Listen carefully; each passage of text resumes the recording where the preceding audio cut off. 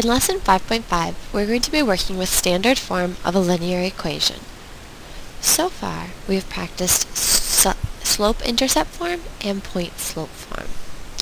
As our introductory problem, we can see here that you are using some money you saved and you're going to buy gifts, and you're spending $10 for every family member and $5 for friends. So we have two different rates we're talking about, a price for family, a price for friends. This type of problem is where standard form is going to be especially beneficial to us. We'll come back to this problem later. Just to review, slope-intercept form is of the pattern y equals mx plus b, where m stands for our slope and b is your y-intercept. Point-slope form is y minus y1 equals m times x minus x1, where m is your slope and y1 and x1 represent an ordered pair that is on your graph. Pardon my poor handwriting right there. That's a 1 and that's a 1. Standard form looks very different. The standard form of a linear equation is ax plus by equals c.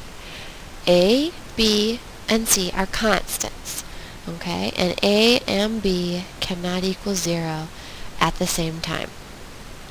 Okay? Otherwise, you'd have nothing on the left side of your problem.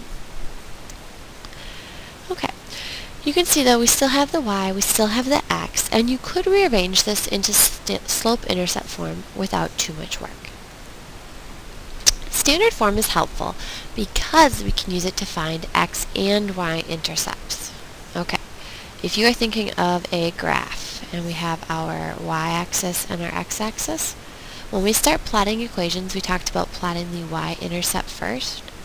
Okay, for a y-intercept, you notice on that line your x value is always 0, and then you get some number for y. Well, for an x-intercept, if we think of being over here on the x-axis, the y value is going to be 0, because you don't go up or down at all. So we have a 0 for y, and we're going to have some number for x.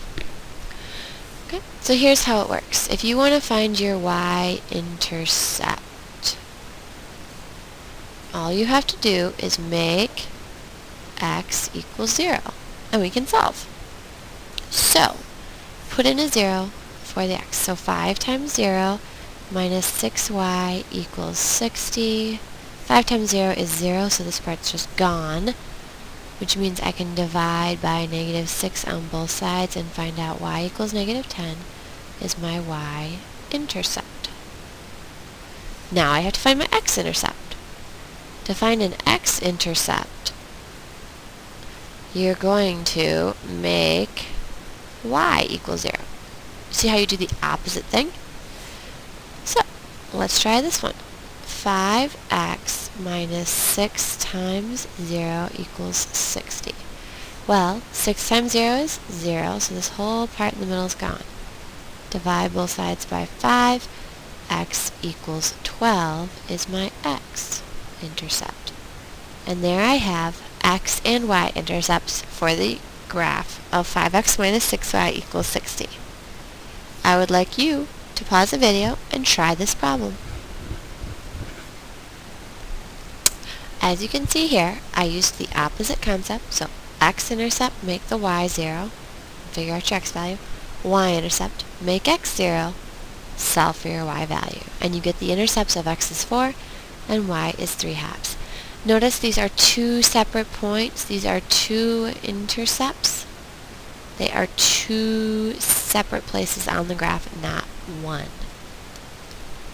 We are going to use the same concept of intercepts in order to graph an equation in standard form.